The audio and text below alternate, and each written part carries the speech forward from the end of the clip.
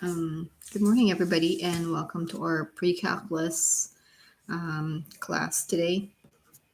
Uh, Today, what we're going to do is we're just going to summarize the chapter 6, which is on unit circle trigonometry. Um, in terms of the book, we actually did not finish the book. We actually just talked about unit circle trigonometry and what that is.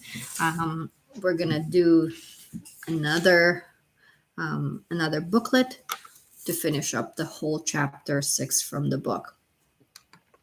So, in terms of summary, what have we done so far? And this is probably one of the heavy chapter that we've seen so far.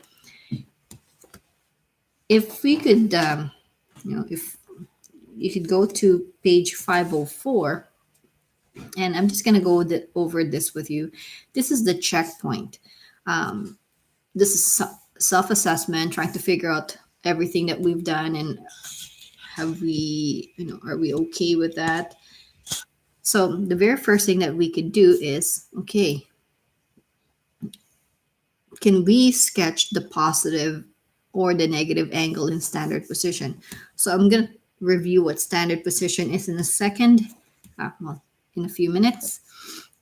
So this is a topic that we did, sketching an angle, a positive and negative angle in standard position. Terminal angles with a given angle in standard position. Now, in that particular case, we looked at the coterminal for both the angles in degree and then the angles in radian measure. So this is a coterminal for both for degree and radian measure. Okay, and I will discuss that in a few moments. The next thing that we talked about is determine the exact value of trigonometric ratio for the multiples of 0, 30, 45, or 60. So these are the exact values of trig ratio. And trigonometric ratio. When we talked about trigonometric ratio, there's 6 trigonometric ratios. That's going to be for sine, cosine, tangent, secant, cosecant, and cotangent, 6 of them. And these ones are for the multiples of 0, 30, 45, and 60.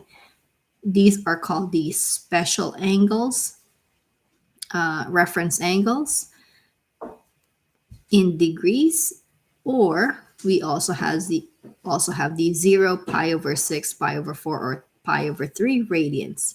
So this is in exact values for the radian measures. The next thing that we talked about is the exact values of 6 trigonometric ratio for a given angle. Okay, so again, exact values of 6 trig ratios for a given angle, given the coordinates of a point on a terminal arm. So we're going to be given a point. So given the point, can we figure out the trig ratio? The next one, determine the possible measures of an angle in a specified domain, given a point on a terminal arm of an angle in standard position. So what are the possible measures of the angles given in specific domain? Determine the exact values, again, exact values for the other trigonometric ratios given the value of one trig ratio. So if something is given, like for example, cos of theta is equals to a half, can we figure out the other five other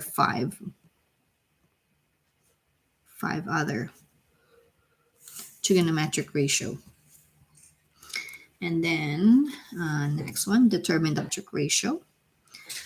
Okay, so we're going to try to figure out what are the possible angles for that. And in that particular case, this is a topic that's discussed in grade 11 pre-cal, and I kept mentioning that over and over again. is that we had to follow the or think about the cast rule, where we had to look for, okay, where is this particular trig ratio positive? Um, because there might be angles in other quadrants as well. Okay, so using the cast, converting between degree and radian. Okay, so we're going to be converting. We did that one. And then the last thing that we talked about yesterday was the um, finding out the arc, the length of the arc. So using the formula S is equals to theta times R. Okay, so going through these self-assessment over here that kind of help us figure out what we know for sure and what else do we need to review on. Okay, so let's go ahead and do the actual summary. So in terms of chapter 6, we focus on unit circle. And the very first thing that we talked about is the angle in standard position. So angle in standard position. What is the angle in standard position? What I'm going to do is I'm going to start with the degree. Okay, how do we do that? Well, what is an angle in standard position? Basically, angles in standard position is where the vertex is at the origin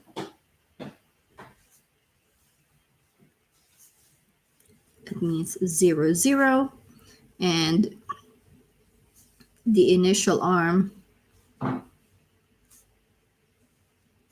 is at the positive x-axis. So the right on the Cartesian plane, the starting arm starts on the positive x-axis. The vertex where it rotates from is right on the 0 0. What other thing that we know about that? In terms of the angle in standard position, if we rotate counterclockwise,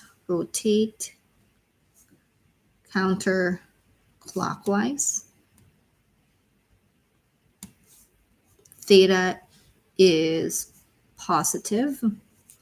And then if we rotate clockwise, in a clockwise direction, theta is negative. Okay, so those are the big part that we did. This is what we started off, just rotating the arms, rotating the terminal arm. Okay, so I'll just take a look at that one. So if this is the initial arm, this is the initial arm, and then if I go this way, I'll just go this way. If we rotate in this direction, this is a positive, and if we rotate in this direction, in a clockwise direction, it's going to be a negative angle. Positive theta, negative theta. Okay, so that's the angle in standard position. From there, we've looked at the coterminal. So from there, we look at the coterminal for the angle. Coterminal. And again, we're going to just focus on the degree mode. So how do we do that one? How can we figure out the coterminals? Because there's a lot of coterminals.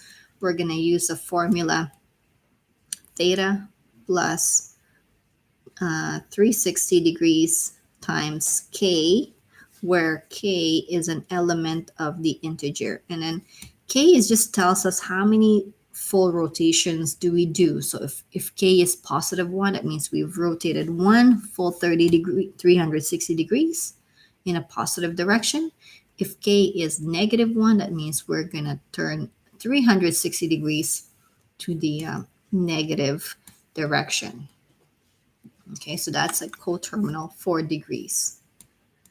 What else have we done in terms of the angle? So I'm focusing on just reading and doing the angles. The other thing that we did was the reference angle.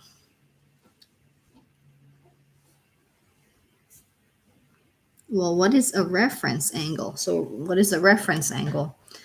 Angle that is created between the x-axis, and it doesn't have to be the positive x-axis, as long as it's the x-axis. It has to be between the x-axis and terminal arm. Okay. Now the reference angle will create an angle less than 90 degrees all the time. Okay. So when we look at that one, it's going to be always going to be less than 90 degrees. Okay, so what else do we do? Now I'm just going to write this down over here because we are going to be solving for angles quite a lot. So in quadrant 1,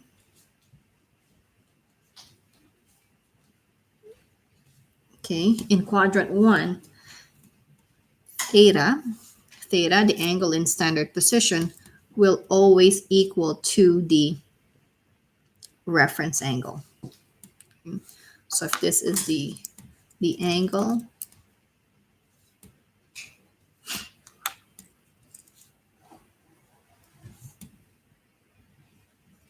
okay, so the rotation either this way, theta is equals to the theta r. Okay. Quadrant 2, theta is equals to 180 minus theta r. Okay, reference angle. So for example, I'm just going to draw it out in here. This is our angle in standard position, somewhere in quadrant 2, right? The terminal arm is in quadrant 2. This whole thing is theta in angle in standard position. Theta r is this angle right there. Okay, this one here is our theta r. That's why we have to take 180 minus theta to figure out theta r, or if you want to do theta r, it's going to be 180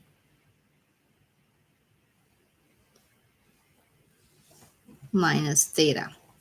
Okay, so if we want to know what the theta r is, you're going to go 180 minus the theta minus this one to figure out this theta r.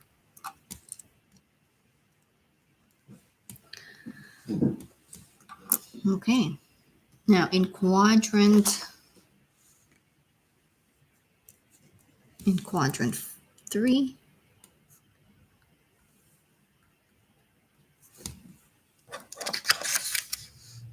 quadrant 3, I'll draw it out first, and then that's going to make more sense to us when we write it down. In quadrant 3, this is the initial arm. This is the terminal arm, somewhere in quadrant 3. From here to here, that's our angle in standard position. So how can we figure out the theta r? Where is theta r? So theta r would be this angle right here. The angle between the x-axis and the terminal arm. That's tiny angle in there. It's less than 90 degrees for sure. So how do we figure that out? It's going to be This is going to be theta is equal to 180 plus theta r, or we can say theta r is equals to 100, no, equals to theta minus 180. So if whatever the theta is, and if we take away the 180, so which is up from here to here, then we're left with just the tiny angle right there. And then finally in quadrant 4,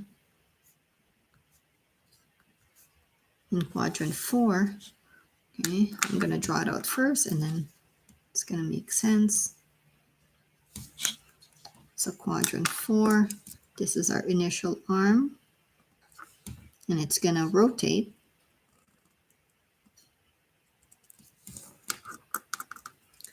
You can rotate this way. So this angle right there inside, that's our theta r.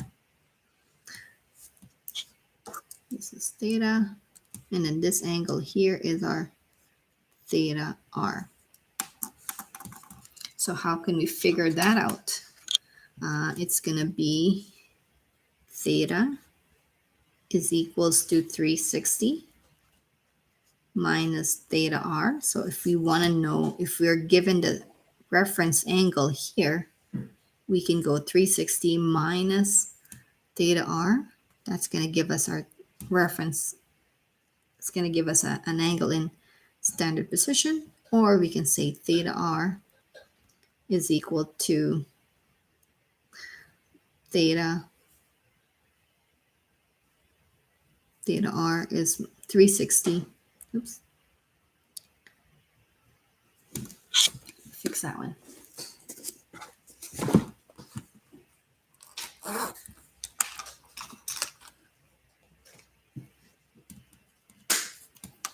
It's going to equal to 360 minus theta.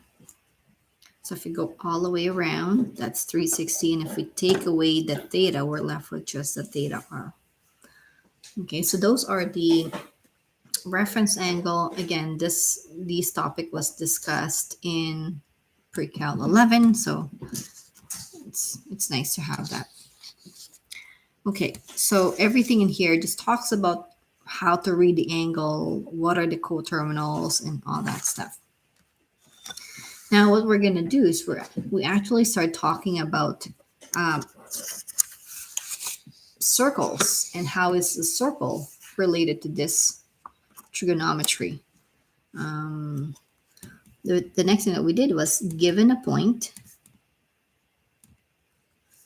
and the point has x and y coordinate. We're going to determine the 6 trig ratios. Okay, so how do we do that? So we're given a point. We're going to determine 6 trig ratios in this particular case.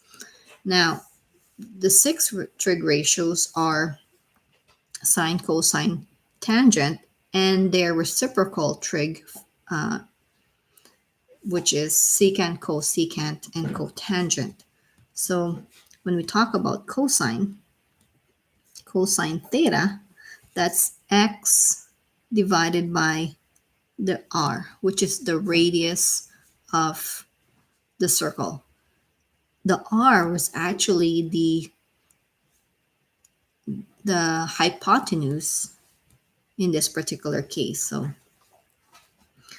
sine theta equals to y over r.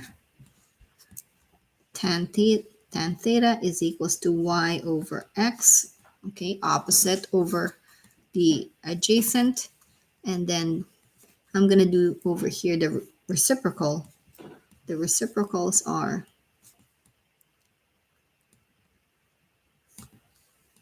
secant theta is equals to, secant is the reciprocal of cosine. So if we take the reciprocal of cosine, we're going to get r divided by x. And cosecant theta, that's a reciprocal of sine, that's going to be r over y. And then cotangent is the reciprocal of tangent, which is x over 1.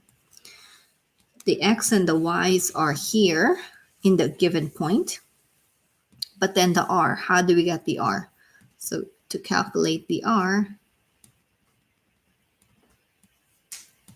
we can use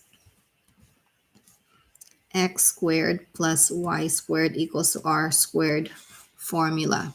Okay, so that's our formula to solve for r. And then once we know the r, we can figure out the exact, determine the 6 trig ratios, and these are the exact values. Okay, so that's that part. What else did we talk about?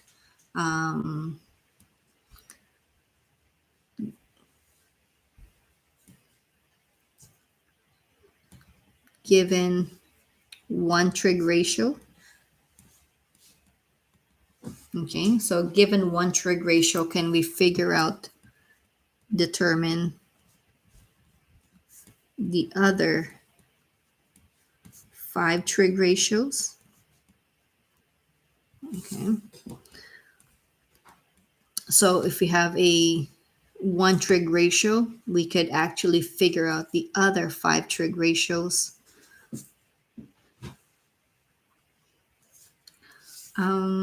What else?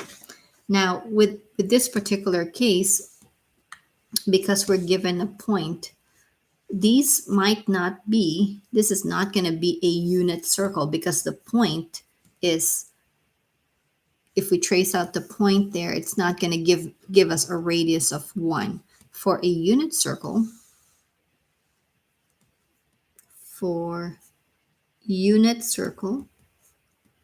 unit circle means radius is equal to 1. So if we were to rewrite all of these trig ratios, so if we were to rewrite trig ratios, we're going to get cosine theta is equals to just x, because the denominator would be 1. Sine theta is just going to be y, because the denominator is radius of 1, so divided by 1. And then finally, well, not finally, tan theta is equals to y over x. And then the reciprocals would be the secant theta, which is the reciprocal of x. So it's 1 over x. Cosecant theta is the reciprocal of y, so it's 1 over y. And then the cotangent theta is the reciprocal of tangent. So that's going to give us x over y. Okay? So that's that piece. So they're connecting this part over here. Okay? The radius is not going to be 1. But over here, in terms of a unit circle, the radius is 1. Okay, so what else did we talk about? We talked about special angles. So special angles. So all of these things are special angles.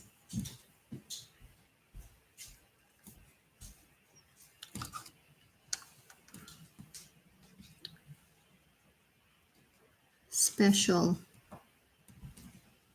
angles in degrees. Okay, the special angles in degrees, along with the trig ratios.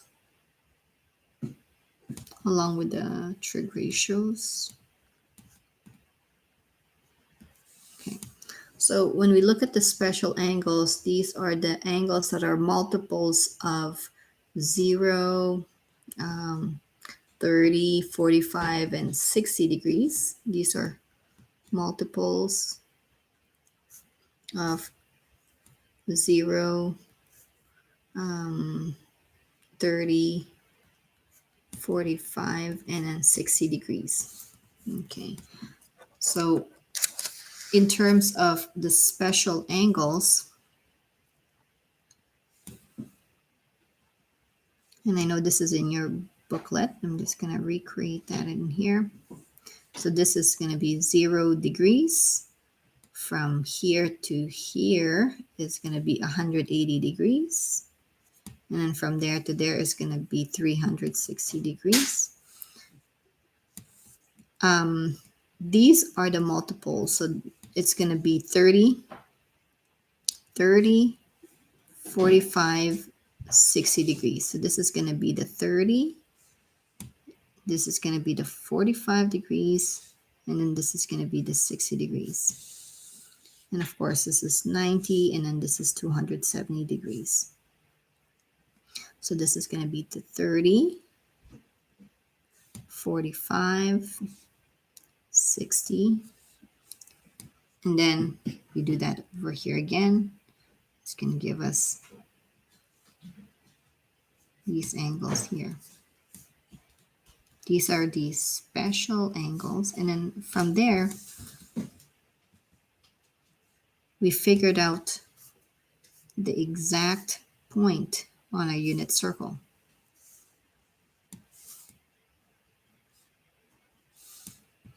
It's not quite a circle, but so from there, we figured out the exact values of the exact points on the unit circle. So we said that this is our 30 degrees. And in that 30 degrees, we have a root 2 over 2, root 3 over 2, comma 1/2.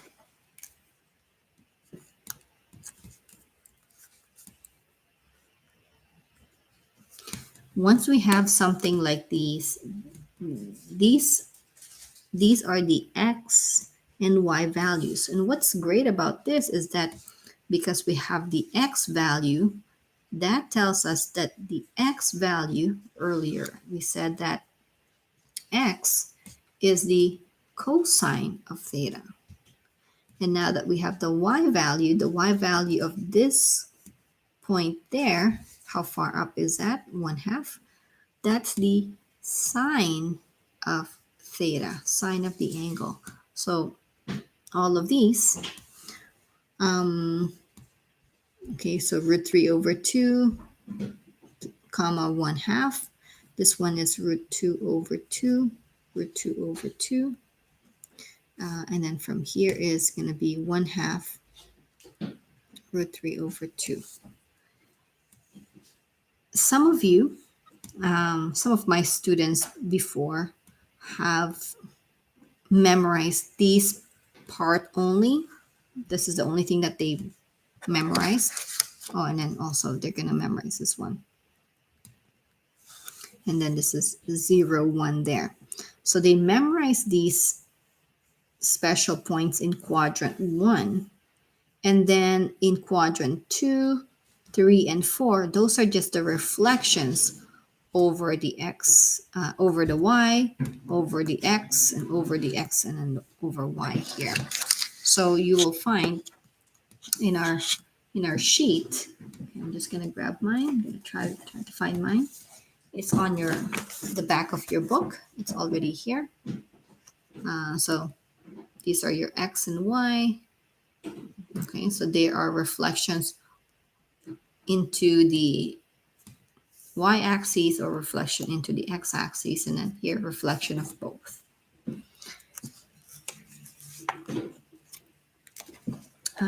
Okay, so all of that is on special angles. What else did we talk about? We talked about we're given the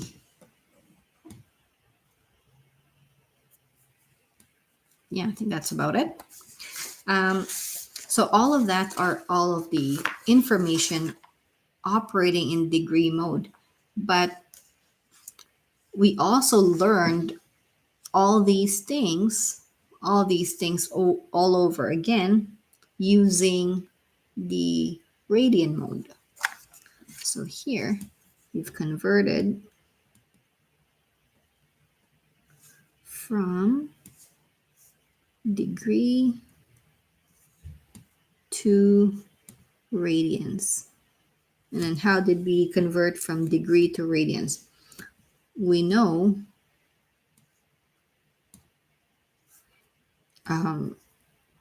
pi radians. Okay, so pi radians is equal to 180 degrees. And we could use this information to convert. Okay, so we've converted from degree to radians and also radians to degree using this information. Pi equals to 180 degrees. So now that we are doing the radian measurement, okay, so what is a radian measurement in the unit circle? So radian, really to read it in standard position, okay, so this is how I think about it.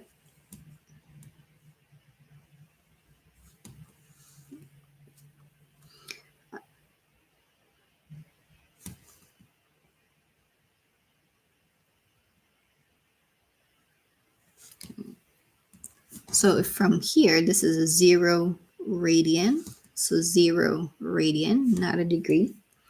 From here to all the way is going to be 2 pi radian. So from here, it's going to be one circle or one revolution or one whole turn. That's going to be 2 pi radians. 2 pi radians. Now, if I don't go all the way, I just go over here, that's going to give me just pi radians. Okay. So from here to here, that's just the pi radians. Okay. Now, what about from here to here, which is where the 90 degrees is? So what is that? So that's going to be, if from here to here is pi, then from here to the 90 degrees, where 90 degrees is, this is going to be pi halves. So when we can think about this, a quarter of a turn here in the circle is pi halves. So this is going to be 0 pi halves, 2 pi halves, which is pi, and then this one is going to be 3 pi halves. Okay, so that's how I would think about that one. Now, the other thing that we could do, okay, what about the quarter pies?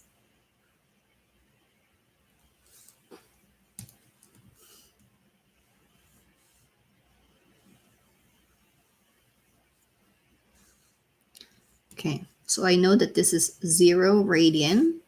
And if I go all the way around, that's going to be 2 pi radians. If I go here to here, I know that's going to be pi radians. Okay. Now, what if I cut into, and then this is, if from here to here is pi, what if I cut it into 4, just the pi? If I cut the pi into 4 equal parts, then this is going to be pi over 4. And then this one here is going to be 2 pi over 4, which is pi halves if we reduce that one. And then this one here is 3 pi over 4. And then this one here is 4 pi over 4.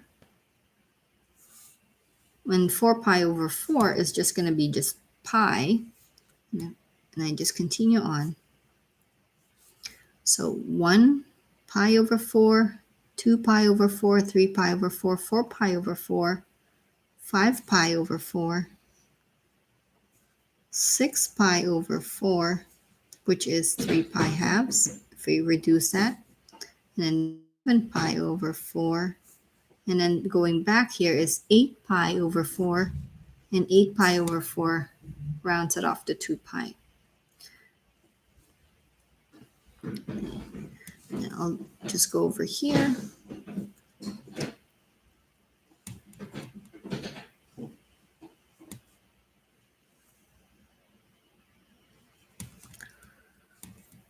Okay, now I'm going to talk about the angles in the other angles. So this is 0 radian, this is pi. Now what if I cut it into a third of a pi? So it's going to be right there, 3 equal parts. So from here to there, so from 0 to pi, I cut it into 3 equal parts. So that means this is going to be pi thirds. This is going to be 2 pi thirds. This one is going to be, this is going to be 4 pi thirds,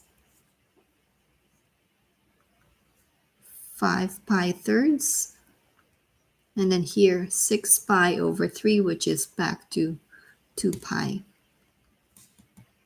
Okay, so from here to here is pi, and I'm cutting it in that pi into three portions. And then last but not the least,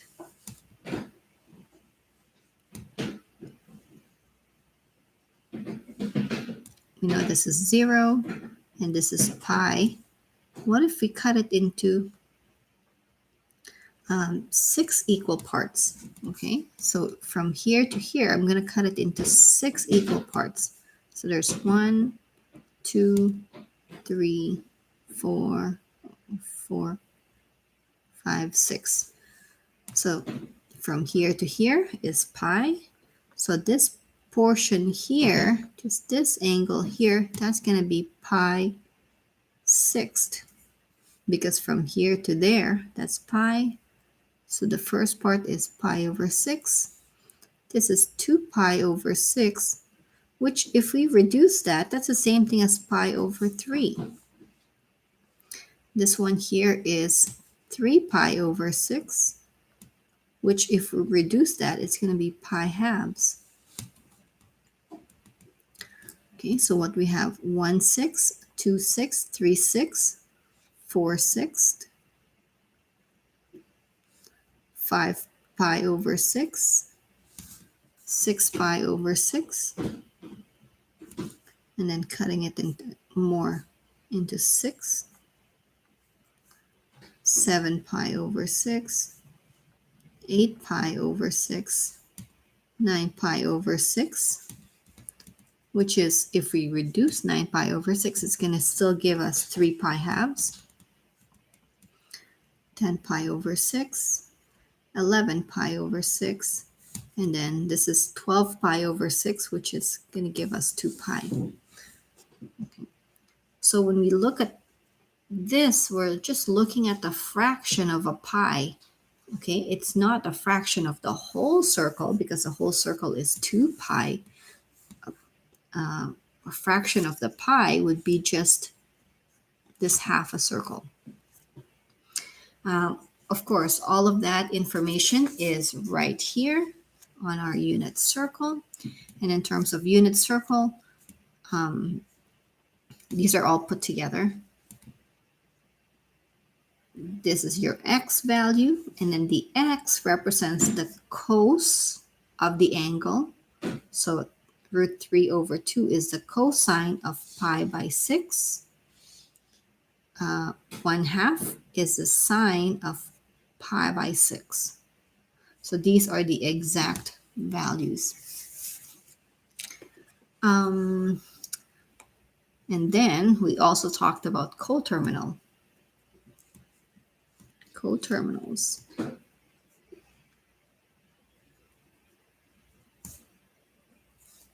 coterminals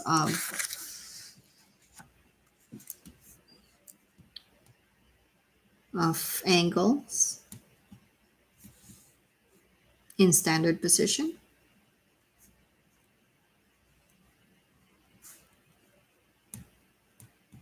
And this one is focusing on radians. So the coterminal would be theta, so whatever the angle in standard position is, plus 2 pi times k, where k is an element of the integer. Okay, so for the degree, coterminals would be 360 times k, but for angles in radians, it's going to be 2 pi times k.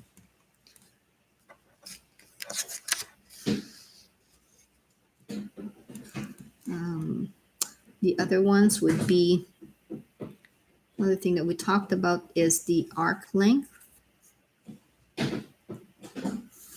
Arc length.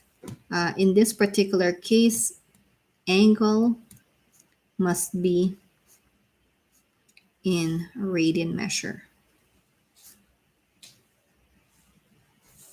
Okay, and the formula for that is S, which is the arc length, is equals to angle times R. So S is the arc length.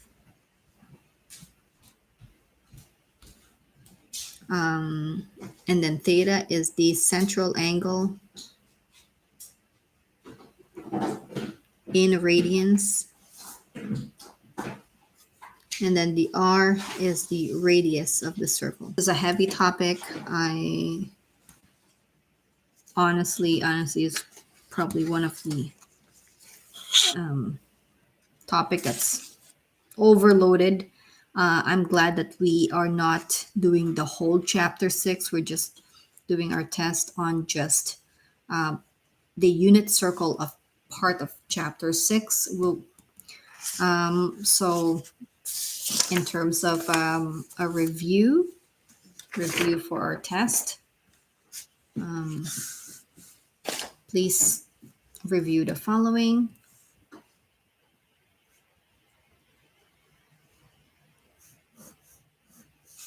Okay, so this is going to be on page 505 to 509.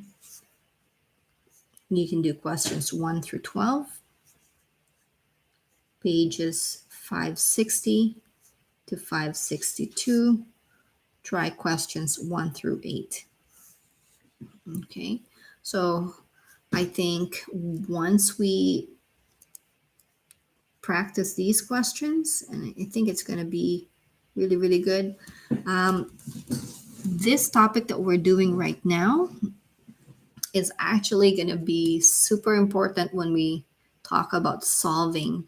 Okay, so make sure we need to make sure that we understand all these things that we're talking about right now in chapter 6, because later on when we talk about solving trig equations, we're going to keep using the same idea or same topic. So all of these we will connect with graphing, trig function. Okay, we will connect, and solving trig equations. Okay, so please take the time to really get caught up with these things. Now, in terms of if you have any questions, because we have our test, you're going to have a test on May 19th. That's going to be on Tuesday next week. Okay. Everything on, basically everything on booklet 6.